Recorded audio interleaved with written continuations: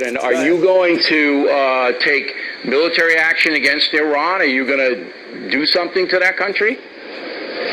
Well, I would want to help Saudi Arabia. I would want to protect Saudi Arabia, but Saudi Arabia is going to have to help us economically.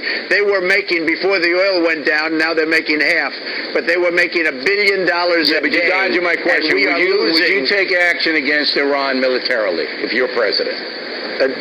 Depending on what the deal is, I would have to do that. I would defend certain groups of people over there. The deal we made with Iran is a disaster. Okay. The deal we made for $150 billion is a total disaster. So you would and you know that Iran's going to have a nuclear weapon. Bill, Iran is going to have a nuclear weapon. It's going to have enough heart to want to go back. No, but you are going to be president. You're going to be in the office. Iran comes in, tries to take the oil. What do? You stay and you keep the oil. If Iran is going to take over the oil, we stay and we keep the oil. All right, but if they're out of there, which they will be, in 12 they're going to be out of there. So say you win the presidency. We shouldn't be out of there. What we should do is take over the oil. Obama's going to pull them. There's going to be about 20,000 left. As sure as you're sitting there, Iran, 2 minutes after we leave, Iran is going to come in and take over the oil. Well, what do you do about it? You stay and protect the oil, and you take the oil, and you take whatever's necessary.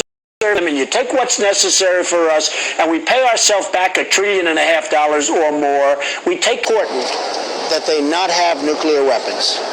The problem with this deal is they will have them, and all other surrounding countries are going to be forced to get them too. You're going to have nuclear holocaust. I don't see a scenario in Israelis probably joining with the Saudis, Egyptians, Jordanians don't take out those sites before they get them.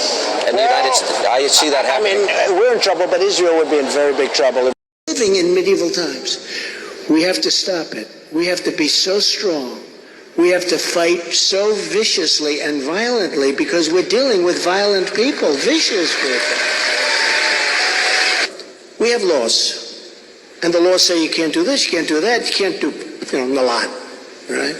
Their laws say you can do anything you want, and the more vicious you are, the better. So we can't do waterboarding, which is, it's not the nicest thing, but it's peanuts compared to many alternatives, right? So we can't do waterboarding, but they can do chopping off heads, drowning people in steel cages. They can do whatever they want to do. They probably think we're weak, we're stupid, we don't know what we're doing, we have no leadership. You know, you have to fight fire with fire. We have people. With an important topic, foreign policy. Congressman Paul, many Middle East experts now say Iran may be less than 1 year away from getting a nuclear weapon. Now, judging from your past statements, even if you had solid intelligence that Iran, in fact, was going to get a nuclear weapon, President Paul would remove the U.S. sanctions on Iran, included those added by the Obama administration. So, to be clear, GOP nominee Paul would be running left of President Obama on the issue of Iran. But I'd be running with the American people because it would be a much better policy.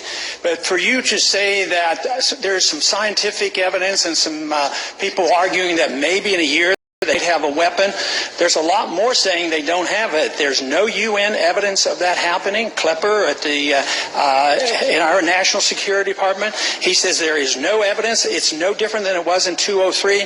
You know what I really fear about happening here? It's another Iraq coming. It's war propaganda.